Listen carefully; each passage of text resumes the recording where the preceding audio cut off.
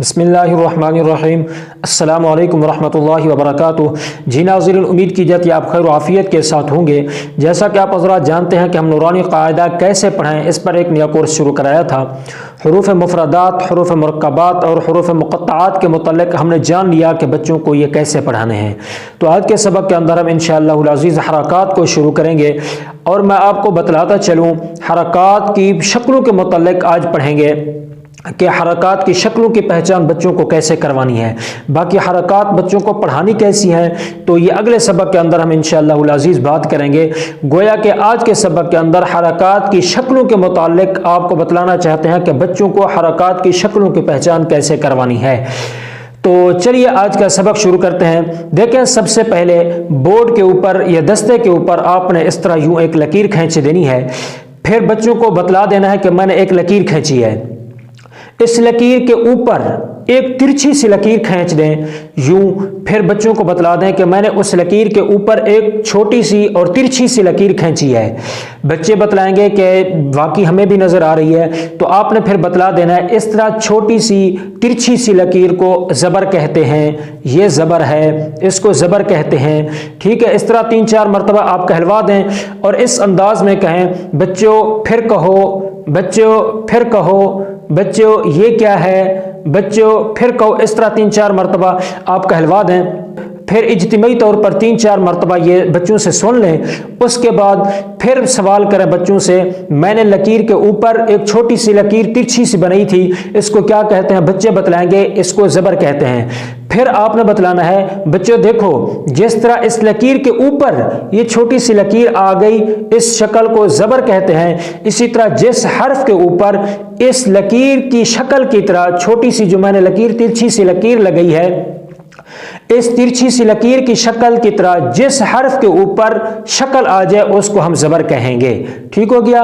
اب بچوں کو پہچان ہو جائے گی۔ پھر آپ نے بتلانا ہے زبر ہمیشہ حرف کے اوپر آتی ہے۔ ٹھیک ہے، اس طرح 3-4 مرتبہ پھر یہ کہہ دیں تو بچوں کو انشاءاللہ العزیز زبر کی پہچان ہو جائے گی۔ جب زبر کی پہچان ہو جائے اور بچوں کو زبر کا نام بھی یاد ہو جائے اور بچوں کو زبر کی جگہ بھی معلوم ہو جائے، یعنی اس ترچھی سے لکیر کو زبر کہتے ہیں اور زبر ہمیشہ لائن کے اوپر یا حرف کے اوپر آتی ہے، جب یہ چیزیں یاد ہو جائیں پھر آپ نے اب زیر کی پہچان کروانی ہے۔ دیکھو بچوں، یہ جو میں نے لکیر کھینچی تھی نا سیدھی، اس لکیر کے اوپر اگر ترچھی سی لکیر آ جائے تو اس کو زبر کہتے تھے ہم، اگر نیچے آ جائے تو اس کو ہم زیر کہیں گے۔ ٹھیک ہو گیا؟ پھر نیچے چھوٹی سی ترچھی سی لکیر لگا بھی دیں اور بچوں کو کہیں یہ زیر ہے، اس کو زیر کہتے ہیں۔ ٹھیک ہے، 3-4 مرتبہ اس طرح کہلوا دیں۔ پھر بچوں سے سوال کریں کہ زیر کہاں آتی ہے، بچے بتلائیں گے کہ زیر جو ہوتی ہے نیچے آتی ہے، اور پھر آپ نے بتلا دینا حرف کے نیچے اس طرح کی شکل کو ہم زیر کہیں گے، وہ زیر ہوگی۔ ٹھیک ہو گیا؟ جب زیر کی بھی پہچان ہو جائے اب آپ نے پیش کی پہچان کروانی ہے، اور پیش کی پہچان اس طرح کروانی ہے، بچوں کو بتلانا ہے کہ لائن کے اوپر پھر اس طرح چھوٹا سا ایک پیش بنا کر بچوں کو بتلانا ہے، دیکھیں بچوں میں نے ایک اور شکل بنائی ہے، یہ وو کی طرح ہے لیکن ہے اس سے چھوٹی، اس کو پیش کہیں گے۔ یا پھر اس طرح کہیں، یہ ہمیشہ مڑا ہوا ہوتا ہے اور چھوٹا سا ہوتا ہے، اس کو ہم پیش کہیں گے۔ اس طرح 3-4 مرتبہ بچوں کو بتلا دیں۔ پھر بچوں کو کہیں کہ جس حرف کے اوپر اس طرح کی شکل آ جائے گی اس شکل کو ہم کیا کہیں گے؟ پیش کہیں گے۔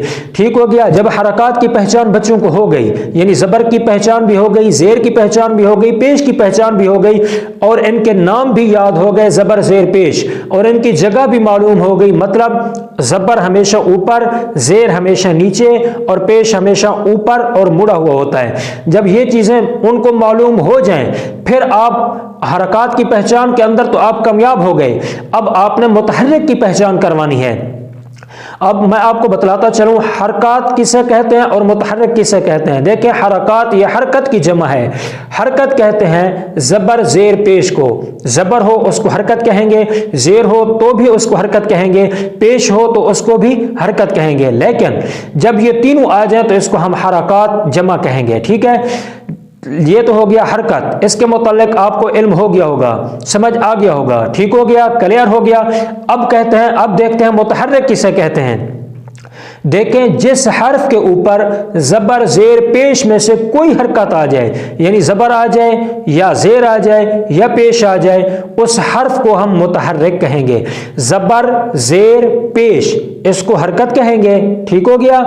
اور جس حرف کے اوپر یہ آ جائیں، یعنی زبر آ جائے، زیر آ جائے یا پیش آ جائے، اس کو ہم کیا کہیں گے؟ متحرک کہیں گے۔ اب متحرک کی پہچان آپ نے اس طرح کروانی ہے، لفظ لکھ دینا ہے، مثال کے طور پر با، ٹھیک ہو گیا۔ اب اس کے اوپر زبر لگا دینی ہے، بچوں کو بتلانا ہے کہ پہلے یہ حرف لکھا، اس کے اوپر جب زبر آئے گی تو یہ کیا بن جائے گا؟ متحرک بن جائے گا۔ اسی طرح آگے تا، ثا وغیرہ کی پہچان کروا دیں، ٹھیک ہو گیا۔ اب حرکات کی پہچان بھی ہو گئی اور متحرک کی پہچان بھی ہو گئی۔ اگلے سبق کے اندر ہم انشاءاللہ العزیز آپ کو بتلائیں گے کہ حرکات کی تختی کیسے بچوں کو پڑھانی ہے۔ ابھی تو صرف ہم نے حرکات کی شکلوں کی پہچان کروانی ہے، اب حرکات کی تختی پڑھانی کیسی ہے یہ اگلے سبق کے اندر ہم انشاءاللہ العزیز آپ کو بتلائیں گے۔ امید کی جاتی ہے آپ کو ہمارے اسباق اچھے بھی لگے ہوں گے، پسند بھی آ رہے ہوں گے۔ اگر اچھے لگتے ہیں، پسند آتے ہیں تو ان کو لائک کر دیں، اچھا کمنٹ کر کے ہمارا حوصلہ افزائی ضرور کر دیں۔ چینل پر نہ ہے تو چینل کو سبسکرائب کر دیں۔ آپ کے جتنی دوست اب آپ سیکھنے سکھانے پڑھنے پڑھانے کے ساتھ تعلق رکھتے ہیں ان کو ہمارے چینل اور کچھ سیکھیں کے ساتھ ضرور جوڑیں تاکہ وہ بھی اس سے بھرپور فائدہ اٹھا سکیں۔ اور آج کے لیے اتنا ہی، اور ملتے ہیں اگلے سبق کے اندر۔ اپنا بہت بہت خیال رکھیے گا اور مجھے اپنی خصوصی دعاؤں میں یاد رکھیے گا۔ السلام علیکم ورحمۃ اللہ وبرکاتہ۔